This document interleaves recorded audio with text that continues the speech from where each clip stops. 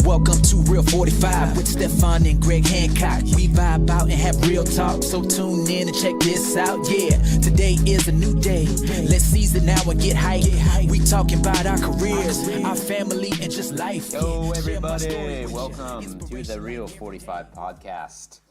And this is your host, one of your hosts, Mr. Greg Hancock. I'm sitting here solo today. Sometimes this happens.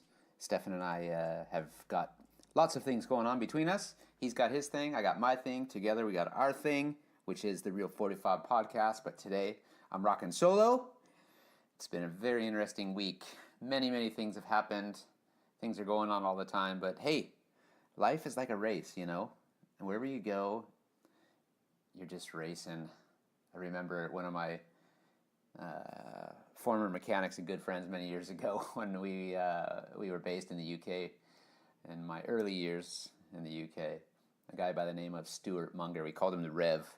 He was bad to the bone, righteous, cool dude. He had a big-ass, long, ZZ top beard, and he was called the Reverend for many different reasons. He would stand up and kind of do a ceremony and kind of preach and heal people in the Speedway way, you know, the racing world. But when we were going places, he worked for Lance King for a lot of years. He worked for Sam Malenko, and he's been together and friends with many of my good friends in the American team. Sadly, we lost him years back to some health issues, but his legacy lives on. He's the greatest, most funny dude you can meet, too. So, fantastic guy. I have to say, he used to go wherever we went. You know, it felt like, you know, you're working so hard, you're working so fast, and you load the things up, you know, pack your bag fast, wash the bike fast, fix it fast, throw it in the car, jump in the car. In those days, we had our transit vans back in the UK there, and they were it was like a 4-speed manual 1600 4-cylinder engine, and those things were just, we never gave them a chance to breathe. You know, it was like you got in, you fired it up, and it was pedal to the metal, bah, bah, bah, bah, and full gas everywhere we went. And Rev, as we called him, the Rev, we'd be going somewhere and we'd go full gas to the races, and, you know, we'd do our race, and you're full gas on the track, and it's full gas, you load up, full gas to the bar, full gas home. And he was the best, because we were traveling and we were going to, you know, the races in the UK, then we'd go to like Denmark or somewhere, or we'd go to maybe to Sweden or Poland or Germany, somewhere like that, and we'd be flat out in the car, and he'd be rocking out like crazy to Talking Heads, which was one of his favorite bands, and he'd just be singing. You're trying to sleep in the back, and he's got it wide open, and he's got his hands in the air, and he's like, "This is fucking awesome." Excuse the French, but I gotta say it how he would say it. And then he would turn the volume down and go, "You know, this is the best. Life just doesn't get better. Life is a race. Wherever we go, we race to the races, we race at the races, and we race home. It can't be any better. This is the shit, man." And long live the Rev's legacy. He's the best, man. And we had some good times. But hey, you know what? It's not all about racing. There's so much more. It's not about just work. It's not just about racing. It's not just about all the stresses and strains of whatever you're doing during the day. You know, you got to have fun. You got to have the life. You got to have the wife, the family. You got to have everything around you. And if you don't have everything together and it's not working right, it ain't gonna happen, you know. And quite often our partners in our relationships get the raw end of the deal. They get, you know, they get forgotten unless you do an interview or you're talking on a podcast like this right now. However, all I can say is, you know, we're wide open all the time, and I can speak for myself in this particular moment, but, you know, my wife, without my wife, I would not, obviously I wouldn't have the kids, I wouldn't have the great life that I have, and I'd be doing something probably totally different today, but who knows? She's the best thing ever for me, and she, without a doubt, holds down the damn fort here and takes care of everything. You know, this household, this life, this career that I run, it would not function the same without having this wonderful, special person that I have alongside me day in, day out. And you know, we have good times, we have discussions, and you run into speed bumps along the way, and all you can do is get over them, right? can't sit back and let those things get bigger and bigger and further and or larger and closer together. You got to spread those things out and try to eliminate them when you can. But hey, it's part of the experience of life, and you learn from everything you do. So, I've seen my buddies, I've seen a lot of friends.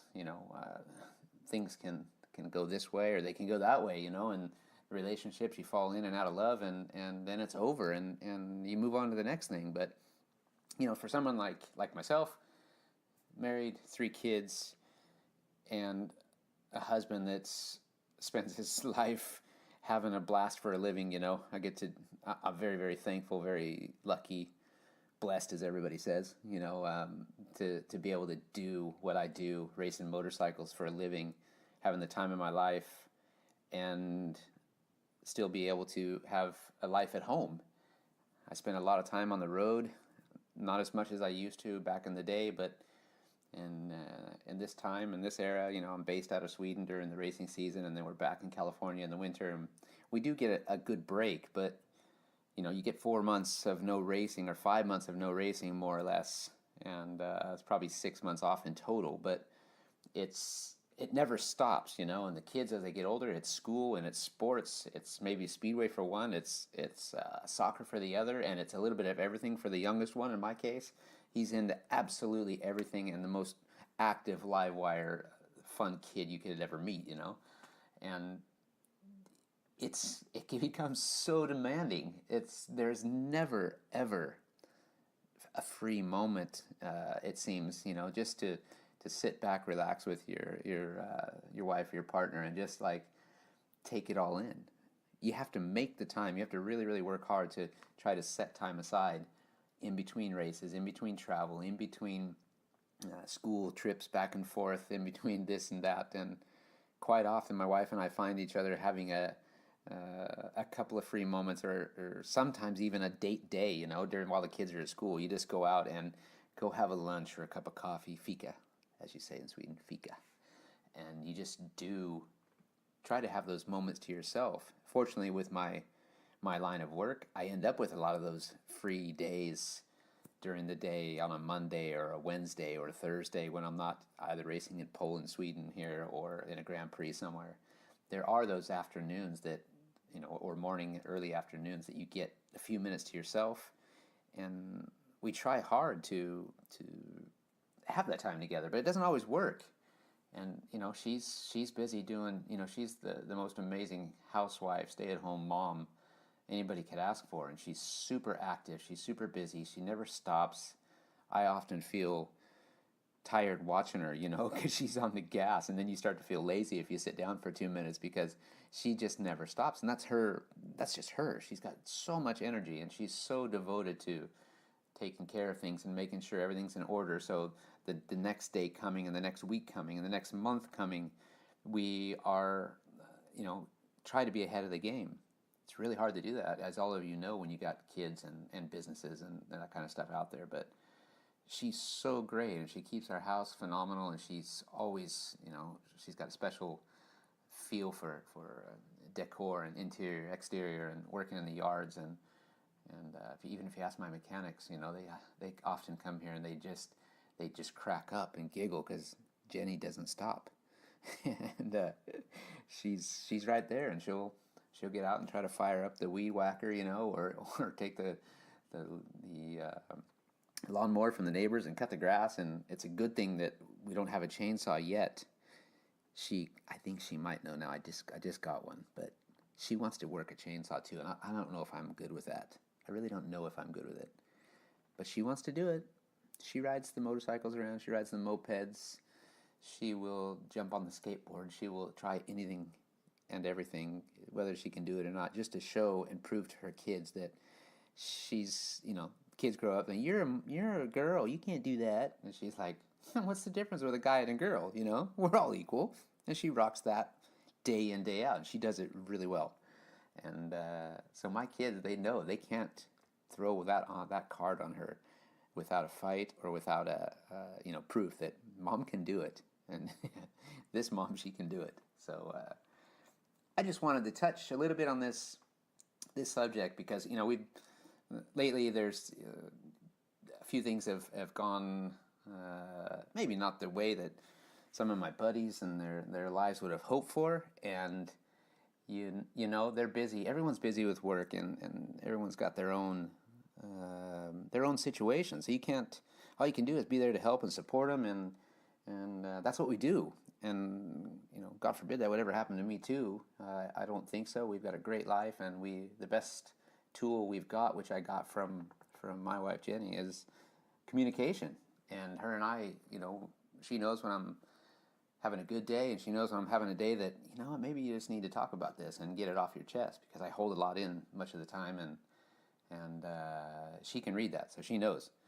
And that can be the racing, and those are the demons of the sport, right? You're having a tough time getting things worked out. Maybe you're not scoring the points you wanted to score, your teams aren't winning, or you're just really unhappy with your overall picture, or your equipment's not working the way it should, or you and your mechanics are having a disagreement or something like that. But excuse me, deep down, you know, you got to talk it out, you got to work through the things, and you got to find a way, and that's what we really, really try to do. So this one communicational tool that I got from my wife is the best thing ever, and that's probably been the key to our great marriage and our great life here. So I sometimes have to stop and refresh my mind that, man, you know, it's not just about my racing. It's not just about all the things I do, the work and the organization, and trying to make everything right all the time. It really is true that you learn from, you know, I'm surrounded by good people, and I surround myself with good people that offer me great help, great advice, and ones that I look up to that have, for numerous reasons in life, or whether they've been successful with a specific career or a sport or a relationship or many things, just a great life. So you know, it's really, really fun to learn stuff, and I always I'm easily influenced for this reason, because I'm kind of curious. Why does that guy do it like that, or why does that girl do it like that? How do they have things running so smoothly? How can I be like that and a little bit better, or vice versa, whatever, you know? How can it be worse?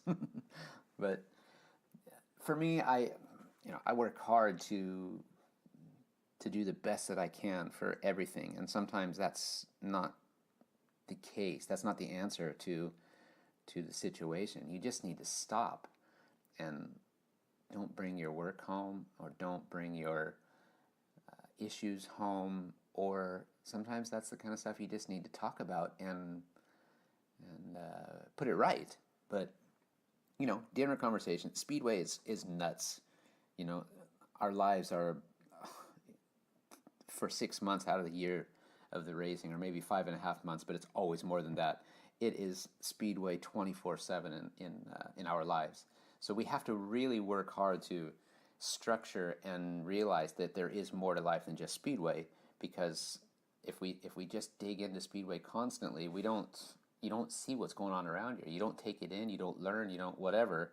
And many of you know this already. I'm just kind of thinking out loud and thought people need to know that, you know, we are normal individuals, and we try to live life like normal people, and go to work and go to school and have breakfast, lunch, and dinner together as a family when you can. But I'm not always home, you know. I get up and leave before they get up to go start their day sometimes when I got to travel somewhere, and I get home late at night, you know, when they're in bed, and then sometimes they get up and go to school before I wake up because I didn't get home till 3 or 4 in the morning, and that can be rough sometimes, you know. So my wife knows if I'm tired, she will just shut the door when she gets up in the morning and let me sleep. And I sometimes just want to get up and get rolling, because I feel guilty, you know. I'm like, gosh, I've been out, I've been away, and I just want to spend a couple of minutes with them, even if I'm tired and grumpy. And that's what she doesn't want me to be, tired and grumpy. She wants me to be fresh and don't waste those couple of hours just because you wanted to be awake, or you took the early flight home from Poland so you could spend a couple of hours. But it might destroy your day completely when you get home, because you're not in the best of moods. And I don't think that's just Speedway. I think that's to work. That's the life in general. The important thing is to, you know, love each other and give back.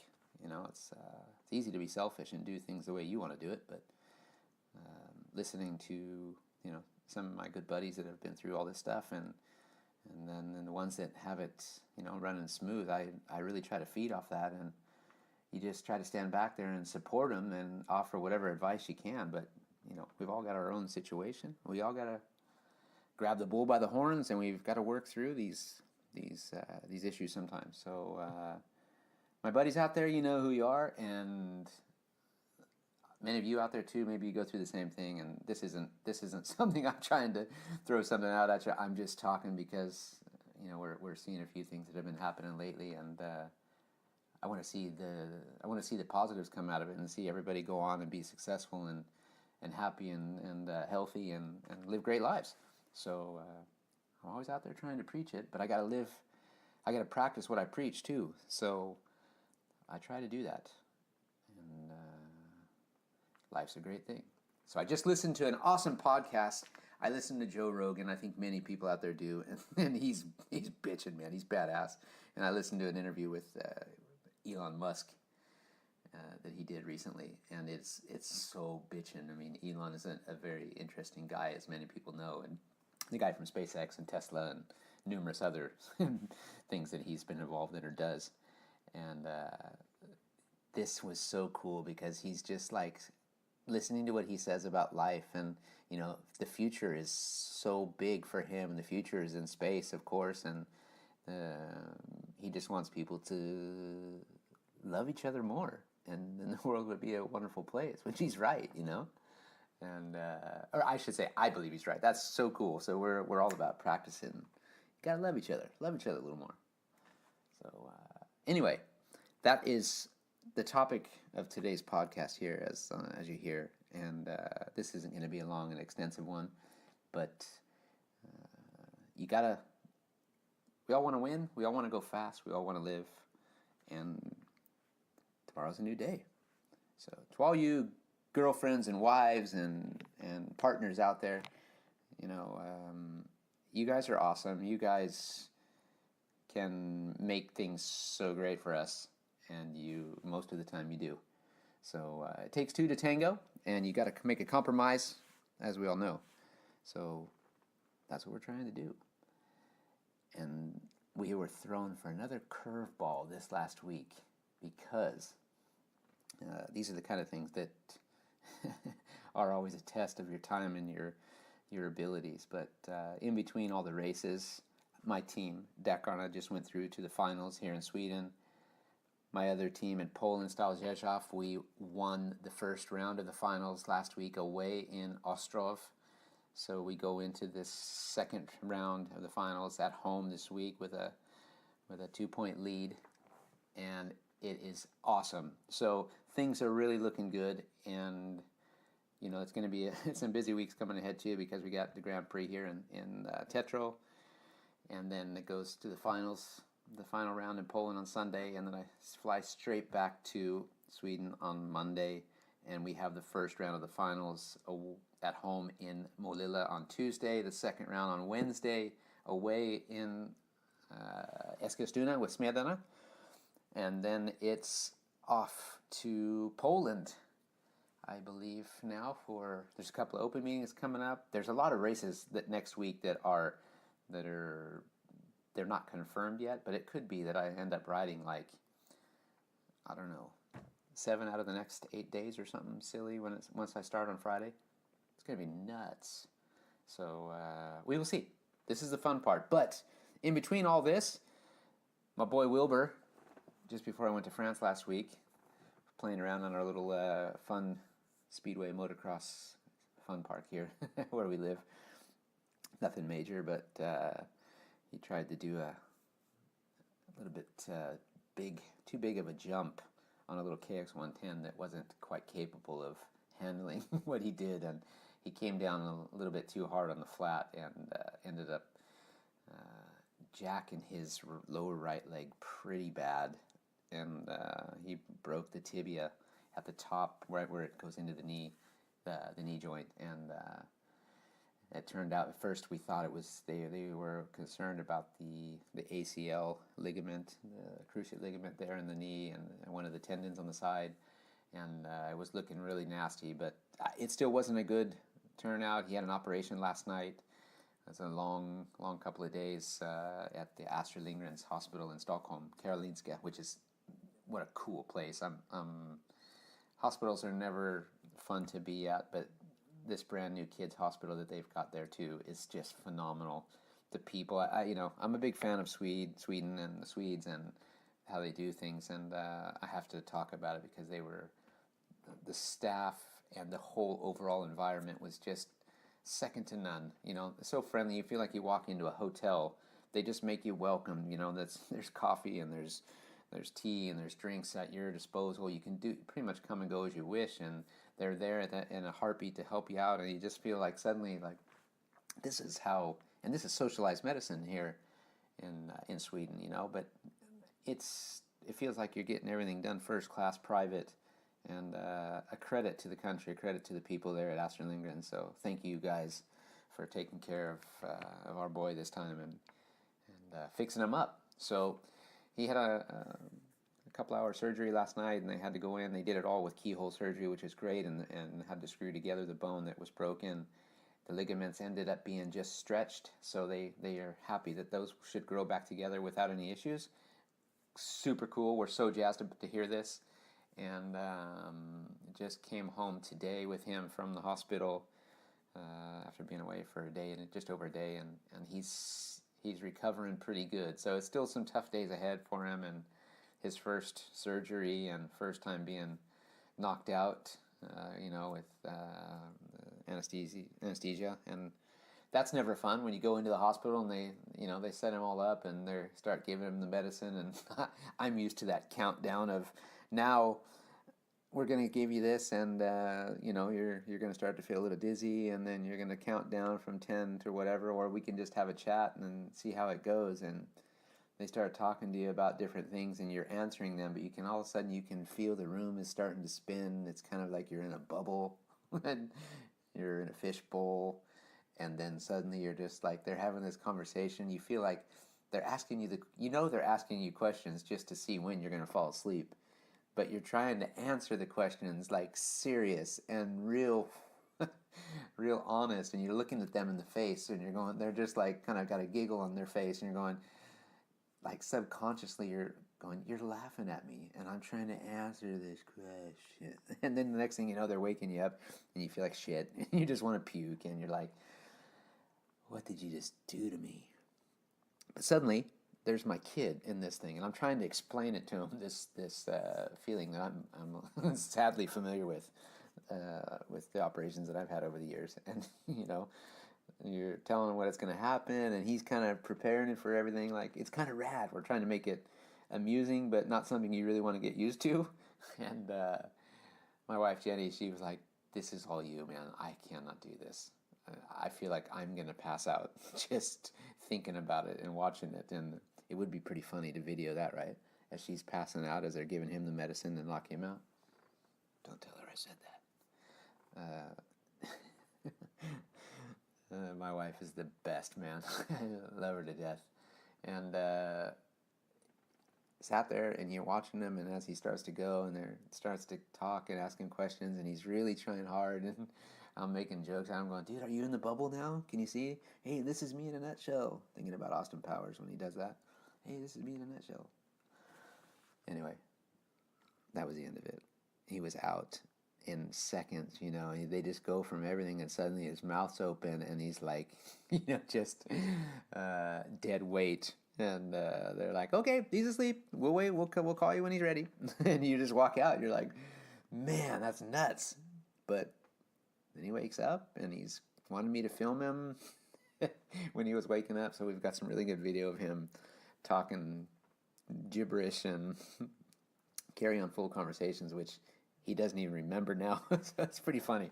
So you might see some of this stuff on his social media. I've tried hard not to post some of the stuff on my own social media because I want him to get the enjoyment out of it. So watch this space. Check him out at WillHan117, I think is his Instagram, and maybe you guys have got him on Snapchat and YouTube and all that stuff. So that's my boy. He recovered well. He was a stud, man, and he came through this thing. It's never fun to get an operation, and I hope none of you ever have to experience it. But when you go to a place like Astrid Lindgrens in Stockholm, you know, here in Sweden, and the way they treat people, you know, it makes you feel good, makes you feel much more confident in the world of medicine, especially too, and belief in doctors. So yeah, again, great people. And so my moral to this story was that my wife got stuck with another motorcycle injury with our son, and this was not a health issue, of course, but it was in one way. So she has to deal with all this stuff, and now she had to deal with the issue of him when it was time to go to the doctors, and they told him he was going to have an operation, and he was just, no way, and he almost wants to like beat her up, and he's angry and yelling at her, like almost like it's her fault, right? And she's like, don't do this to me. You can't treat me like this. This is not, I didn't do this, you know.